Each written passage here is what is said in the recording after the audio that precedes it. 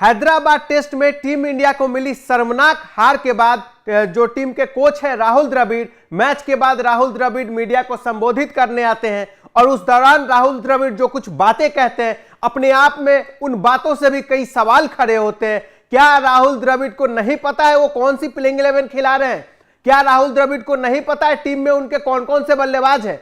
फिर राहुल द्रविड़ ऐसा क्यों कहते हैं कि हमारे पास ऐसे बल्लेबाज नहीं थे जो बड़ी पारी खेल सके? यानी उनका कहना था कि जिस तरीके से इंग्लैंड की तरफ से ओली पॉप 196 रन की पारी खेलते, अद्भुत और चमत्कारिक पारी है, बिल्कुल वो चमत्कारिक पारी ओली पॉप की थी। लेकिन क्या राहुल द्रविड़ को यह नहीं पता है हमारे टीम में भी ऐसे बैट्समैन हैं जो बड़े बड़े शतक कर सकते हैं?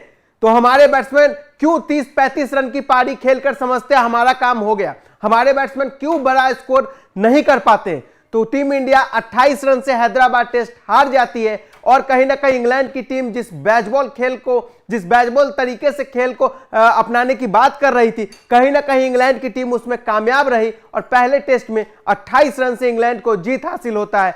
अब जो है टीम इंडिया का दूसरा टेस्ट मैच वाइजैग में 2 फरवरी से होना है। लेकिन इससे पहले इस बड़ी हार के बाद क्या कुछ राहुल द्रविड़ ने कहा है, आपके लिए एक बार वो जानना बेहद जरूरी है। तो राहुल द्रविड़ का वो बयान आपके सामने हम चलाते, जिसमें देखिए राहुल द्रविड़ इस बड़ी हार के बाद कहते हैं कि चौथा दिन बेहद चुनौतीपूर्ण था, मैं इस प्रदर्शन पर टीम को जज नहीं करना चाहूंगा। ये वही चौथा दिन है जिस दिन टीम इंडिया को हार मिलती है, यानी चौथे दिन ही टीम इंडिया इस टेस्ट मैच को हार जाती है।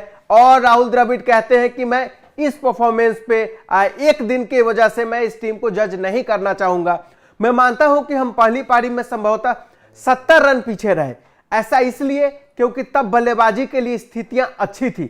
यानी कहीं ना कहीं राहुल द्रविड़ ने वही कहा है, वो जो बैट्समैन थे हमारे जो 80 रन को 120-30 रन कर सकते थे, जो 40 रन को 70-80 रन कर सकते थे, वो उसमें फेल रहे। आगे राहुल द्रविड़ कहते हैं हमारे बल्लेबाजों ने अच्छी शुरुआत हासिल की लेकिन इसको बड़ी पारी में तब्दील नहीं कर सके, हमारे बल्लेबाज शतक नहीं जमा सके, हमारे पास ऐसे बल्लेबाज नहीं थे जो बड़ा शतक जमाए। तो अब कहां से आपको बल्लेबाज लाने पड़ेंगे भाई? ये कौन सा बयान है इनका? ये बयान समझ से बाहर है कि हमारे पास ऐसे बल्लेबाज नहीं थे जो बड़ा शतक जमाए। तो अब राहुल द्रविड़ किस तरीके का बैट्समैन चाहते हैं अपनी प्लेइंग 11 में, अपनी टीम में कौन सा बल्लेबाज चाहते हैं? अगर इस टीम में आपको लगता है कि वो बल्लेबाज नहीं है जो बड़ा शतक जमा सकता है, तो बाहर से लाइए ना। बाहर मयंक अग्रवाल बैठे, करुण नायर बैठे, सरफराज खान बैठे, तो अब बाहर से फिर लाइए अगर इन पे आपको उतना भरोसा नहीं हो पा रहा है कि ये बड़ा शतक लगा पाएंगे। तो मेरा बस इतना मानना है कि हमने पहली पारी में 70-80 रन कम बनाया और दूसरी पारी की बढ़त हमेशा चुनौतीपूर्ण रहती है। यह मुश्किल था, इस लक्ष्य को हासिल करना मुश्किल था, खासकर 231 रन टीम इंडिया को टारगेट मिलता है 231 रन का और राहुल द्रविड़ कहते हैं इस लक्ष्य को हासिल करना मुश्किल था। ठीक है, 200 से अधिक का रन चौथी पारी में हम सब जानते हैं इस विकेट पे टफ होता है बनाना, लेकिन जो है टफ होता है इस विकेट पे 231 रन बनाना। लेकिन जो है कहीं ना कहीं जिस तरीके की इनके सामने बॉलिंग यूनिट थी इंग्लैंड की, उसके सामने यह बिल्कुल भी टफ नहीं था। तो टीम इंडिया कर सकती थी। राहुल द्रविड़ का यह बयान मतलब समझ से बाहर है कि हमारे लिए मुश्किल टारगेट था। चौथी पारी में इस पिच पर 230 रन का लक्ष्य हासिल करना मुश्किल था। भारत में यह हमेशा चुनौतीपूर्ण रहता है। यह राहुल द्रविड़ समझ से बाहर है किस तरीके का बयान दे रहे हैं। चौथे दिन 230 रन बनाना, वो भी उस पिच पर जहां स्पिन हो रही है, हम संभवतः 230 रन का पीछा नहीं कर पाते। देखिए आप 28 रन से टीम इंडिया हारती है और राहुल द्रविड़ कहते हैं हम 230 रन का पीछा नहीं कर पाते। ये राहुल द्रविड़ कहीं ना कहीं बचा रहे हैं अपनी टीम को, अपनी गलतियों को बचाने की कोशिश कर रहे हैं। लेकिन इससे क्या होगा?